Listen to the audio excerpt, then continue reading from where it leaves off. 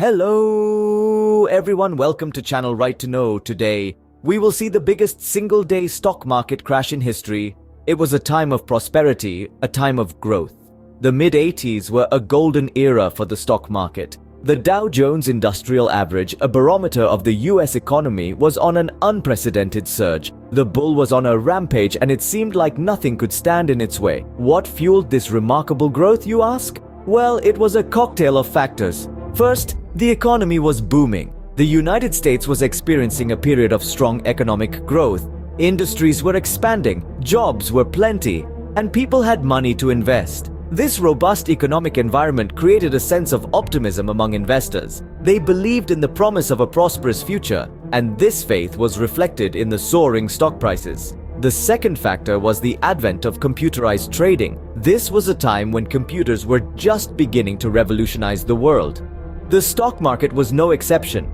Computerized trading allowed for faster transactions, more efficient trading, and a greater volume of trades. This increased activity added fuel to the already raging bull market.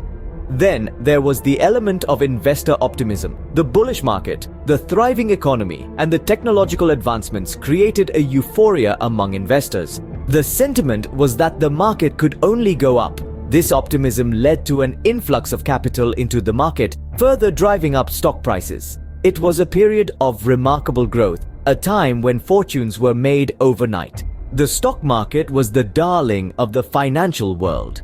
Investors were riding high on the wave of prosperity. Everything seemed perfect. Little did they know, a storm was brewing on the horizon. And then, on October 19th, 1987, the unthinkable happened. Black Monday had arrived, and with it a financial storm like no other. Picture this. On October 19th, 1987, stock markets, not just in the United States, but worldwide, were hit with a sudden and severe downturn. The stability and growth that had been the norm were replaced with chaos and decline in a matter of hours. In the United States, the Dow Jones Industrial Average, an index that is often used as a barometer of the overall health of the stock market, plunged by around 22%. This marked the largest single-day percentage loss in its history. To put that into perspective, imagine a quarter of the market's value evaporating in a single trading session. But the Dow wasn't the only index to face the storm. Other major indices, such as the S&P 500 and the Nasdaq, also recorded significant declines. The S&P 500, a market capitalization weighted index of 500 of the largest publicly traded companies in the US, dropped by more than 20%. The Nasdaq, home to many high-tech stocks, was not spared either, experiencing a sharp drop that sent ripples of concern through the technology sector.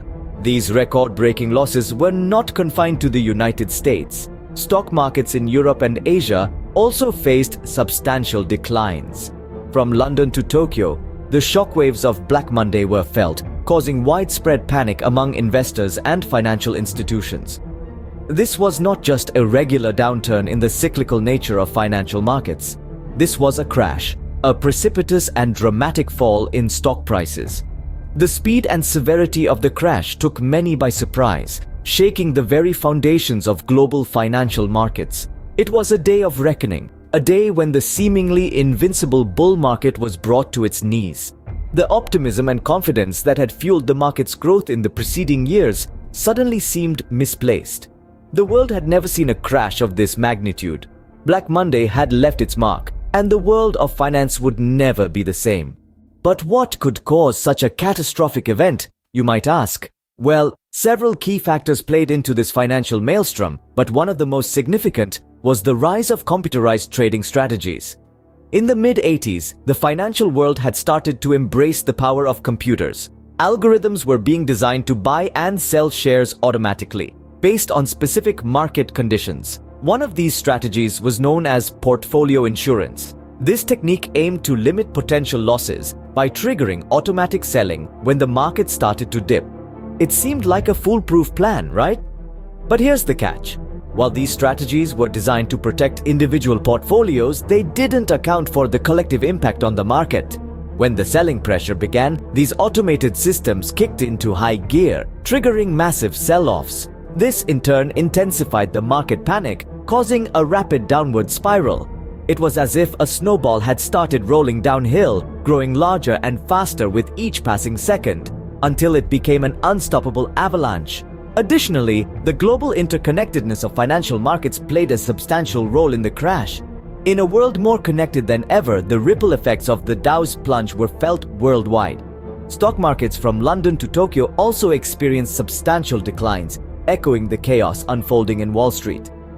And let's not forget the role of investor psychology. The stock market, after all, is a reflection of human behavior and sentiment. The years leading up to Black Monday were characterized by remarkable growth and soaring optimism. But when the tide turned, fear took hold. The same optimism that had fueled the bull market now fueled a panic-driven sell-off. In essence, Black Monday was not the result of a single factor, but a convergence of several. The increased use of computerized trading, the interconnectedness of global markets, and the psychological dynamics of fear and greed all played their part. A perfect storm of factors had combined to create a financial nightmare. In the wake of Black Monday, the world was in shock. The day that started like any other had left the global financial markets in disarray. The most significant and sudden collapse in stock market history had just occurred. Imagine the frenzy that ensued. Investors, financial institutions, and regulators alike were in a state of panic. The severity of the crash had taken everyone by surprise. Stock markets worldwide had experienced a severe downturn, with indices such as the Dow Jones Industrial Average, the S&P 500, and the Nasdaq recording significant declines. The impact was far-reaching, breaching the boundaries of the United States to affect stock markets in Europe and Asia. The suddenness of the crash only served to heighten the panic. The world had been thrust into financial chaos, and the question on everyone's lips was, what now? In the immediate aftermath, regulators and policymakers scrambled to address the crisis. Their response was swift and decisive. Circuit breakers were introduced to halt trading temporarily in case of extreme volatility. The aim was clear: to prevent further market free falls. But that was just the beginning.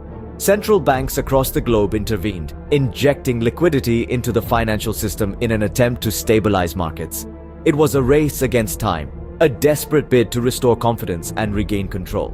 Yet, even as they grappled with the immediate crisis, the longer-term implications of Black Monday were already being contemplated. The crash had exposed vulnerabilities in the market mechanisms and risk management practices that were in place. It had laid bare the role of computerized trading in exacerbating market volatility, and so the crash became a catalyst for change. The events of Black Monday led to increased scrutiny of the market mechanisms. It sparked discussions on risk management strategies and the need for measures to control extreme volatility.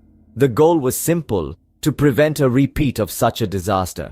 In the aftermath of Black Monday, a new era of financial regulation was on the horizon, promising a safer and more robust financial system. It was clear that something had to be done to prevent a repeat of such a disaster. Black Monday may have been a single day, but its effects were far-reaching. The crash sent shockwaves through financial institutions, leading to a scramble for solutions to prevent a repeat of such a devastating event. In the immediate aftermath, regulators introduced circuit breakers, mechanisms designed to temporarily halt trading during periods of extreme volatility. This measure was meant to provide a pause, a moment for investors to catch their breath and prevent panic selling. Alongside these circuit breakers, central banks stepped in to stabilize the markets. They injected vast amounts of liquidity into the financial system, effectively providing the markets with a much-needed lifeline in a time of crisis. The market did eventually rebound. It dusted itself off, picking up the pieces in the months following that fateful Monday in October.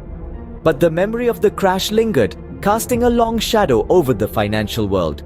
The crash led to a renewed scrutiny of market mechanisms. It was a wake-up call, highlighting the need for more robust risk management practices. The role of computerized trading in particular came under the microscope.